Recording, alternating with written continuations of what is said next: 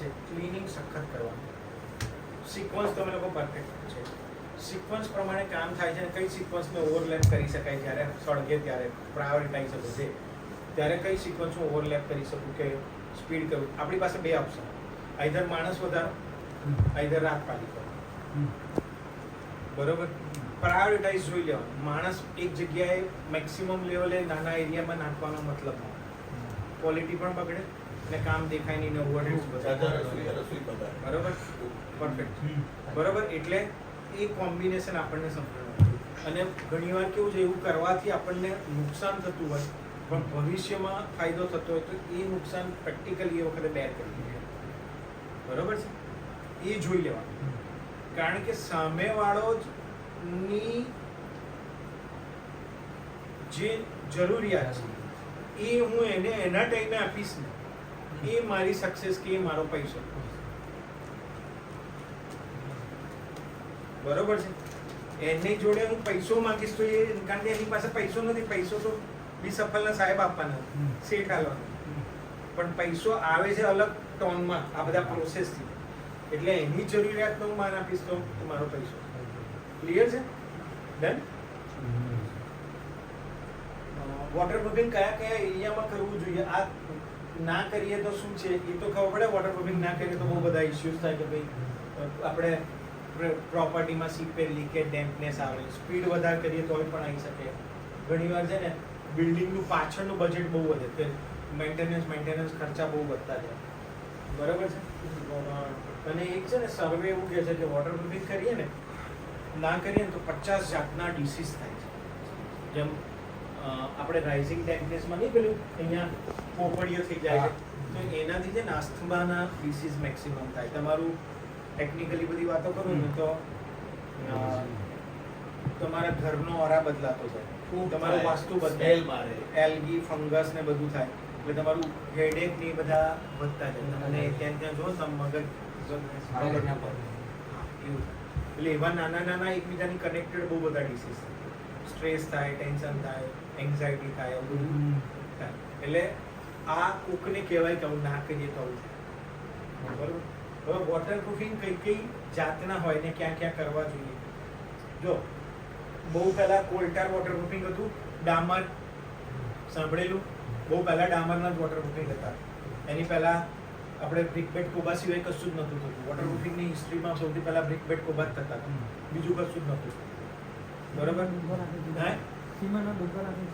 એટલે બીકલું એ બ્રિકબોર્ડ કોબા સિવાય પહેલા કશું નહોતું. પછી ડામર આવી ગયો, પછી બિટુમિનસની મેમ્બ્રેન આવી, એપીપી મેમ્બ્રેન આવી, પછી લેમ આવી ગઈ, પેલી લિક્વિડ એપ્લાઇડ મેમ્બ્રેન બિટુમિનસની, સિંગલ કમ્પોનન્ટ સિમેન્ટેશિયસ આયા, એક્રેલિક આયા, પીયુ આયા, 2 કમ્પોનન્ટ આયા, પીયુ આયા 2 કમ્પોનન્ટ, પીયુ સિંગલ કમ્પોનન્ટ આયા, પોલીયુરિયા આયા. પેલા સ્પ્રેથી સીધું કરો તો 6-7 સેકન્ડમાં સુકાઈ જાય, તમારે 10 મિનિટ પછી ચાલી શકો એની ઉપર.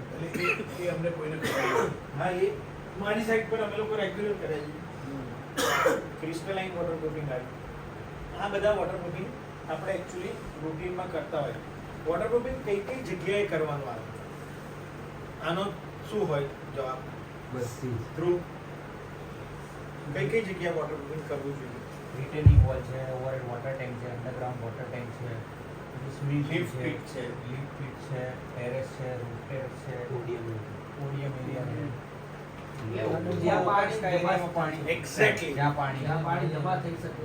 જ્યાં ભવિષ્યમાં પાણી અંદરથી બહાર નીકળે, કાં તો બહાર કે ઉપરથી, બહાર કાં તો ઉપરથી કે કોઈ પણ સાઈડથી, આઉટર સાઈડથી અંદર આવી શકે કે લીકેજ થઈ શકે, એ બધી જ જગ્યાએ વોટરપ્રૂફિંગ થાય. વોટરપ્રૂફિંગ કઈ કઈ ઇન્ડસ્ટ્રીમાં થાય?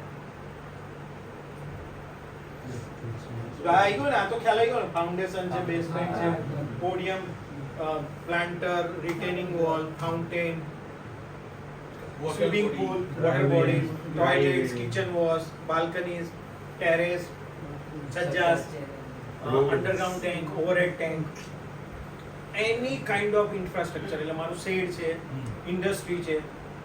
વોટરપ્રૂફિંગ કઈ કઈ ઇન્ડસ્ટ્રીમાં થાય?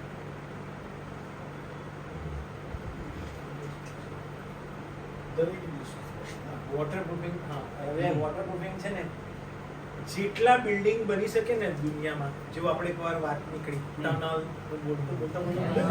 Tunnel, dam, infrastructure, residential, commercial, shed છે, પીબી સ્ટ્રક્ચર છે, ફેબ્રિકેશનનું સ્ટ્રક્ચર છે, દુનિયામાં જેટલા બિલ્ડિંગ બની શકે ને એ બધામાં વોટરપ્રૂફિંગ થાય. એટલે અગેન હું તમને જે કહેવા માંગતો તે પ્રૂવ થયું કે આપણે ખાલી રેસિડેન્શિયલમાં કરીએ છીએ અને કોમર્શિયલમાં કરીએ.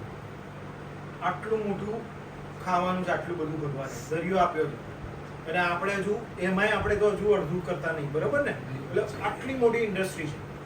હલો, ભવિષ્ય મારે જે જોઈતું હોય ને એ મળી શકે એટલું મોટું ઉજળું છે, ઉજળું. અને હવે હાઈ રાઈઝ થતા ગયા. અત્યારે શું થયું?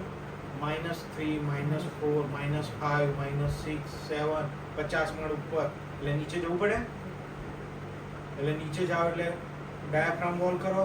ડાયાફ્રામ વોલના એન્કરિંગ ને બધામાંથી લીકેજ, પાણીનું વોટર લેવલ જેટલું નીચે જાઓ એટલે જમીનમાંથી વોટર લેવલ આવે એટલે લીકેજ થાય. એટલે બહુ જ બ્રાઇટ ફ્યુચર. એટલે વોટરપ્રૂફિંગ જ્યાં જ્યાં જે એરિયા છે ને જેમાં પાણી ભવિષ્યમાં આવી શકે કે જેના હિસાબે ડેમ્પનેસ, સીપેજ, લીકેજ આવી શકે એ બધી જ જગ્યાએ કરવું જોઈએ.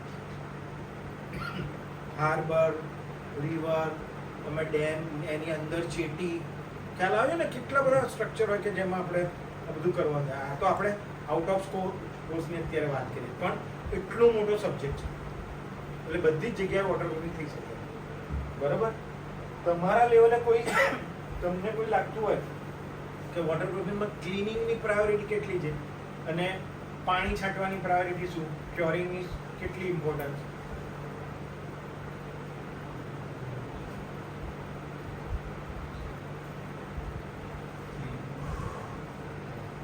પ્રાયોરિટી એટલે ક્લીનિંગ પ્રોપર કરેલું હોય અને પછી આપણે પાણી છાંટીને ચેક કરી શકીએ કે આમાં લીકેજ છે કે નથી, પહેલાથી આપણે ખબર પડી જાય તો આપણે પછી એમાં જે પ્રોસેસ કરવાની હોય એ આપણે કમ્પ્લીટ કરી શકીએ અને વધારે ધ્યાન આપી શકીએ. અને જેમાં ના હોય અને એમાં કંઈક મારે થોડું વધારે કે ઉમેરીને 2 કોટના બદલે 3 કોટ આપણા પૈસાથી કેટલા ભાગમાં કરવું તો આપણે એ કરી કઢાય. કાં તો ક્લાયન્ટને કહીને કરી શકે તો ભવિષ્યમાં એટલું નુકસાન ઓછું થાય, ટેન્શન ઓછું થાય, એનું કામ બગડે નહીં અને આપણી સાથે. બીજું, આપણે વોટરપ્રૂફિંગ કર્યા પછી ક્યોરિંગની કેટલી જરૂર? ક્યોરિંગનો શું ફાયદો? સૌથી વધારે કેમ? ફાટે નહીં. સિમેન્ટ છે ને શ્રિંકેબલ હોય એટલે તરત જ ક્રેક કરે છે. હમણાં હું વચ્ચે બોલ્યો કે જેવું અત્યારે કેમિકલ્સ આયા, કોમ્પોઝિશન જે રીતે બને, ફ્લાયસ ને આ તે ને એમાં આપણે બધામાં પાછા ઇન્ટિગ્રલ વોટરપ્રૂફિંગ નાખતા ગયા, રિટાર્ડર નાખતા ગયા. એનાથી ઊંધું કર્યું. લગન પહેલા છૂટાછેડા કરી કાઢ્યા કારણ કે આરએનસી આવી ગયું. એટલે 30 મિનિટમાં એ સેટ થાય.